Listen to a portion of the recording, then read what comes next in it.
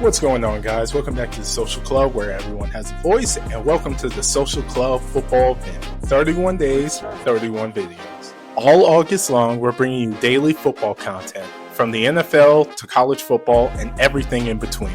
Expect videos on Heisman frontrunners, NFL MVPs, bold predictions, hot takes, and more as we gear up for the new season. Make sure to subscribe to our YouTube channel and hit the notification bell so you never miss a day of football content. We're building more than just content. We're building a community. So make sure to comment your thoughts below every video and let your voice be heard.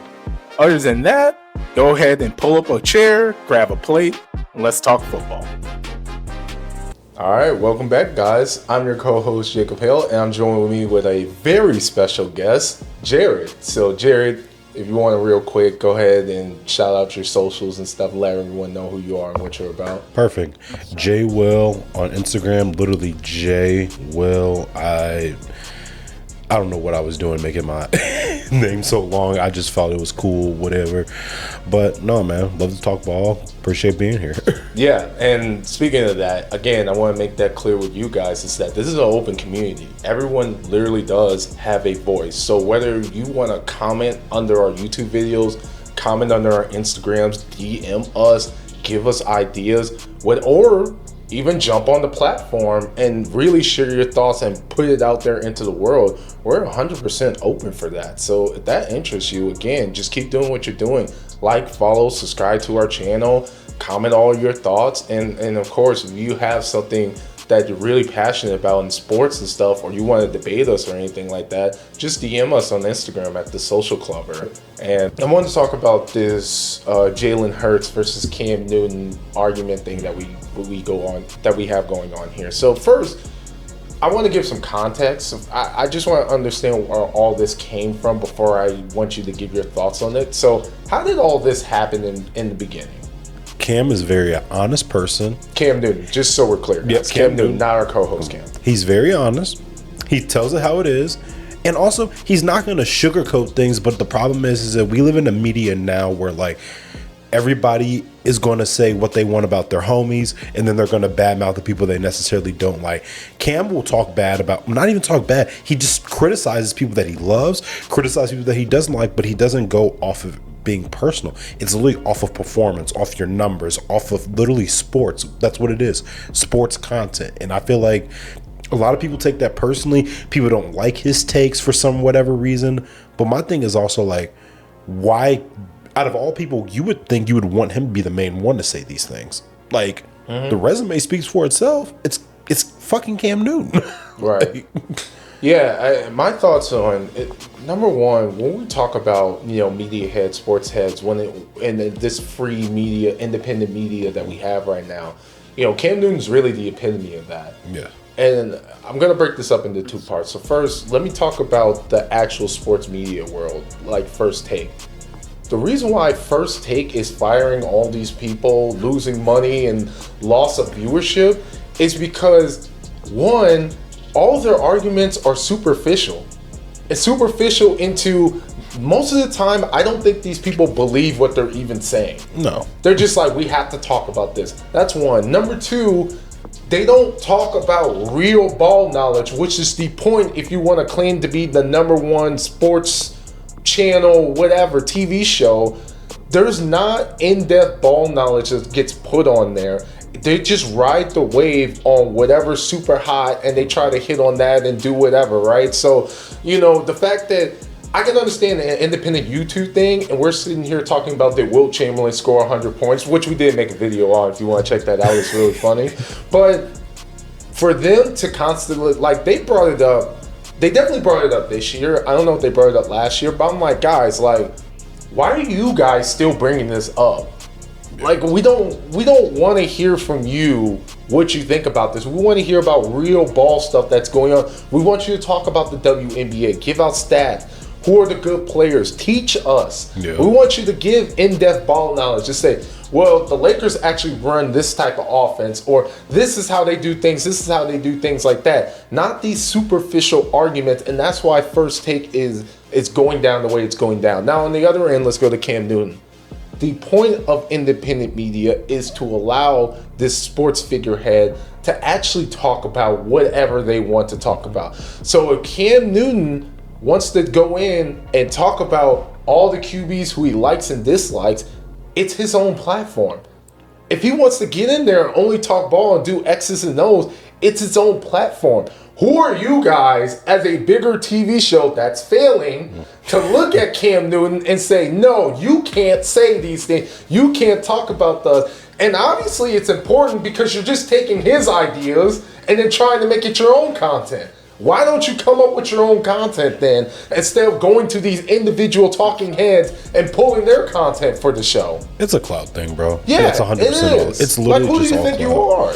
And I think it's one of the things that's probably my biggest problem with it, though, is that, like, to be honest with you, they don't like what he's saying, and I think it's also a jealousy thing because he's free to say what he says. I want to say something. I've been talking a lot, but I want to say something, man. Someone needs to address this because I'm tired of this, man. I'm tired of Ryan Clark. I really am. I'm tired of this. Listen, Ryan Clark, when you left I Am Athlete and you started to pivot, you were like the hero. That was such an amazing podcast that you guys formed together, talking about real mental health with athletes, real deep conversations and stuff. But what you are actually as a person, I don't agree with at all. He is completely hypocritical. He is so messy as a grown man of trying to start drama so unnecessarily for no reason. Like, if you disagree with Cam Newton on his takes, that's one thing. But to make it personal with all these people that you're arguing about sports, it's like being at the lunch table again. If that one guy who, like, every time he loses an argument, he starts getting personal. That could be me. I've been told I do that. But outside of me, that guy that does that, it's like, dude, just stick to the talking points. Like, if you have a counter argument, just say that. And you're a great player, and you pretend like you don't know what he's talking about. It's insane. It's so hypocritical. I don't believe it. And shame on Ryan Clark. You gotta do better, man. Like, I can understand these other guys, they never played the sport before. They're just trying to be out there. You actually played the sport, and you're pretending like you don't know any of the stuff that he's talking about. But can I ask you, like, and this is something that I legitimately have been thinking about, in all of his takes, regardless if he's just straight to the point, brutally honest, what has Cam said that's not true? Or what has he said that's true, that's really so bad? He's never attacked somebody as a person. He's never taken a shot at anybody personally. It's just like, or like about who they are. They're even a bad player. He just calls it how it is. Yeah. Like even the whole thing with the Jalen Hurts situation. It's just like, he never once diminished anything about Jalen Hurts' character or his career at all. Yeah, so let's actually get right into it, and let's inform the people what he was talking about. So Cam Newton, what he was talking about was, he was making the argument that what makes an elite QB, that was part of his argument. The other part was Jalen Hurts top 10 QB, right? And the gist of his argument was he didn't believe he was, and he thought of him more as a game manager for a couple of different reasons. One, the Eagles are super talented. And another reason is that he didn't feel like his gameplay was really the deciding factor in a lot of those games that propelled them to be great. Now, just like you said, that doesn't mean he doesn't think Jalen Hurts is a great player. That doesn't mean he didn't deserve to win a Super Bowl or he had nothing to do with it, right? Like, two things can be correct at the same time. He's a good QB. It's just, do you put him in that same category as the Patrick Mahomes, Justin Herbert, Josh Allen, people, Joe Burrow, people like that, right? And that was the gist of his argument. And you knew it was some BS when part of their response was, well, you didn't jump on the ball in the Super Bowl, so you're not elite. I'm like, dog, that was 10 years ago. I'm gonna say that for the camp. Guys. He was in the Super Bowl in 2015. That was 10 years ago. Y'all gotta let that shit go.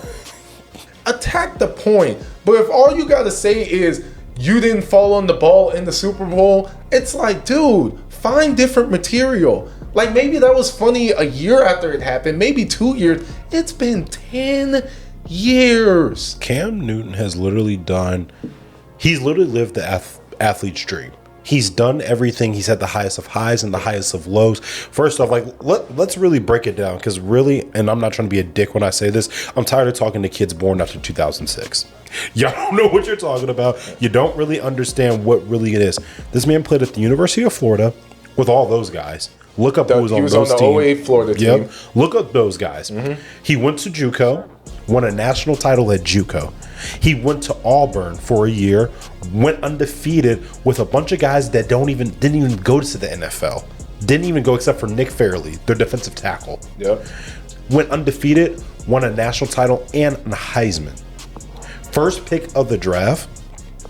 Comes into a dying franchise of the Panthers at the time. I think they won maybe one game the year prior.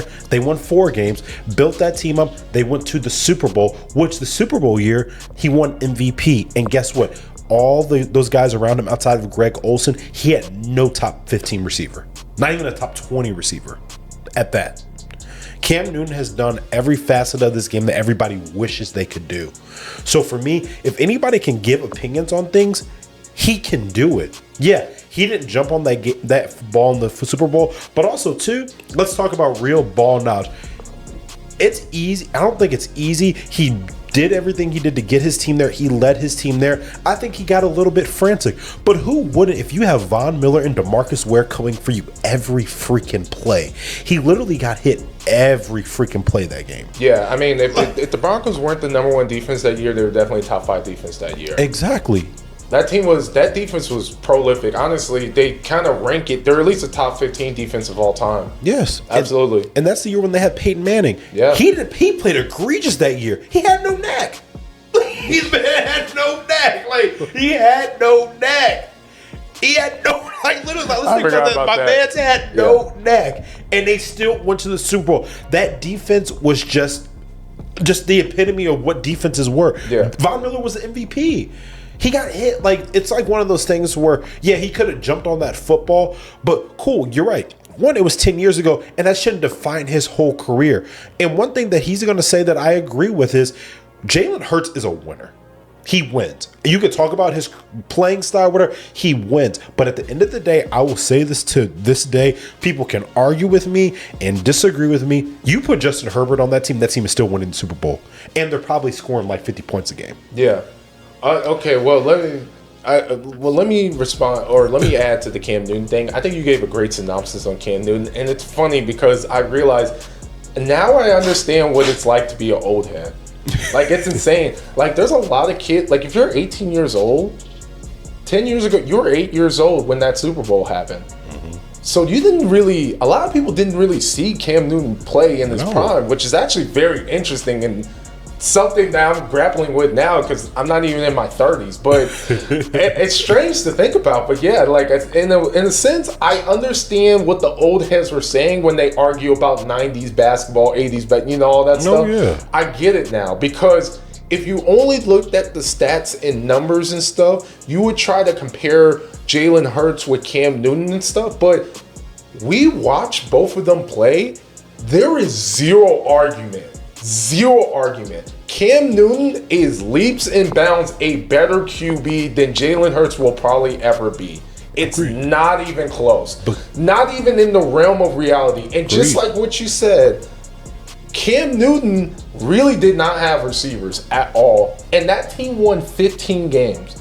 And everyone wants to make the argument, they had 6 NFL, all pros. The most in NFL history or whatever, like at least top up there and all that stuff. I'm like, okay, let's understand some stuff. This isn't the NBA. No. So while that stuff does matter, it's a team sport. There are way better teams that went to the Super Bowl and lost. Yeah. So those things don't really compare to each other. That because you have this amount of all pros, you're supposed to win. Football doesn't really work like that. No. That's what. And you want an example? Look at the 49ers. Yeah. How prolific that team is. How many all pros they have on that team, and they didn't win the Super Bowl. That's a good example for you guys, right?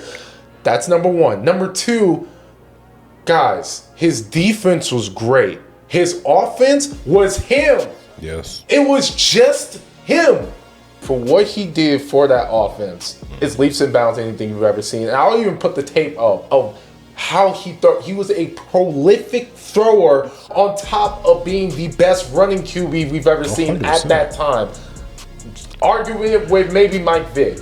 But Lamar Jackson wasn't there yet. All these guys weren't there yet. Cam Newton, in a sense, revolutionized the QB position in its own right. Yeah. Before Lamar got there and stuff, right? Now let's look at Jalen Hurts' team. Guys, let's stop BSing each other. Jalen Hurts is not a prolific passer, and no one thinks of him as that. It's never been thought of as that. No, he just wins, man. And hold on, why does he win? The team? Well, he has one of the most talented teams in NFL history. Let's be honest here. He has 2 receiver ones. Phenomenal. Actually, no one on that offense. I don't think that Panthers team has anyone on that offense that's better than anyone on the Eagles team. no, Outside of the QB 100% and maybe the tight end between Goddard and Greg Olsen. Yeah. That's it. Jalen Hurts is on a phenomenal team. His team is so good that if you swap Jalen Hurts for, let's say, Patrick Mahomes or another top 5 QB in the league, that team would not only be the greatest team of all time, they wouldn't have lost a single game in 2 seasons, and they would have won every single game by 20 points. For sure. Jalen Hurts lost them more games. Oh, let me take that back. Jalen Hurts hurt the team more than what people think, to be real. of course. To be honest. But with that being said, there's no hate on Jalen Hurts. He earned those Super Bowls. He is a winner. He's competitive, everything like that, right? But what Cam Newton said was a very fair argument, just like the same argument with like a Kirk Cousins or anything like that. It's that, do you really look at Jalen Hurts to lead the team towards a victory? No, you really don't. And that's like you really don't. And that's the kind of the problem right now, man, where you got a lot of these media heads that I get, like for example, love the pivot, love $1 million worth of game, but the thing is like they don't get me started at $1 million worth of game. bro. No, X them out. Keep going, but X them out. Don't even get me started. But it's like one of those. those things, man, where like you got so many of these guys. I get are your homies. Gilly's a diehard Eagles fan, but it's like they get so much wrapped up in it personally to where he never took one shot at Jalen Hurts. So it's like Gilly coming at it. But the thing is like these guys are so calculated to where they know what they're doing. They're optimizing on the trolling. They're optimizing on these things because it's going to generate some success to their platforms. Yeah. Like Gilly knew what he was doing. He was riling up a bunch of people that really were like feeling this way to where he just kind of going off on Cam Newton. It's just going to do well for him. He may feel that way to a certain degree, but he knows what he was saying. He knows that he wasn't taking personal shots at him. I mean, listen, two things about Gilly. Number one, Cam's a better man than me because he's out of his monkey ass mind. If I'm going to get in an argument with an ex-convict on QB play, I want you guys to think about that. Wherever you work with, imagine you played in the NFL and you're getting in an argument with your coworkers in the office about QB play. It's essentially what we have going on here. So Cam's a better man than me. I would have never responded. That's number one. Number two, just Gilly on its own. And this is a good thing about content to explain to you guys is that there's people who create content and there's people who create clicks. Mm-hmm. They're 2 different things. Cam Newton creates content. Mm-hmm. And you know that because so many people pull his content to respond to it, right? Mm-hmm. So he's the creator of content. Other people just know how to generate clicks. Generate clicks through controversy, through saying outlandish things, through threatening, whatever it is. But Gilly knows how to create clicks. Oh. And that's his game. And that's what he's doing. Just like he said, I don't think he doesn't even understand it. No. Like, try to get Gilly to explain QB play to people. Like, he doesn't know. He's just saying what he has to say for people to be like, oh, you gotta respond. Oh, Gilly's saying something. No one cares about his opinion. It's a business for him. He just needs to get enough clicks to get his extra couple $100 for that month so he can go on to do what he does. But he has no idea what he's talking about. He knows nothing about QB play. He knows nothing about football. I wouldn't even say he's a super fan, to be honest, because people like that probably couldn't even tell you what street the stadium's on. Like, people like that, you'd be surprised how much ball they really don't know. They just show up to the game and know how to be loud. Man, I think it's one of those things where, I'll put it this way too. If I want to talk about QB play, if I'm really going to talk about where we rank guys, what we look at, when we want to talk with somebody that was a top 10 not even top 10, just QB top 10 player in the league at one point. Yeah. Like, who wouldn't want to hear that? Like, I'd rather hear him than Dan Orlovsky or what's Brady Quinn or like any, like, I could care less about those guys. And to be real, I actually don't even mind Dan Orlovsky because, again, at least he was in the NFL. Yeah. And he does a better job of actually giving some type of in-depth knowledge. And, you know, again, it's a business, but he does a lesser job of trying to make clickbait stuff and actually give real opinions and stuff.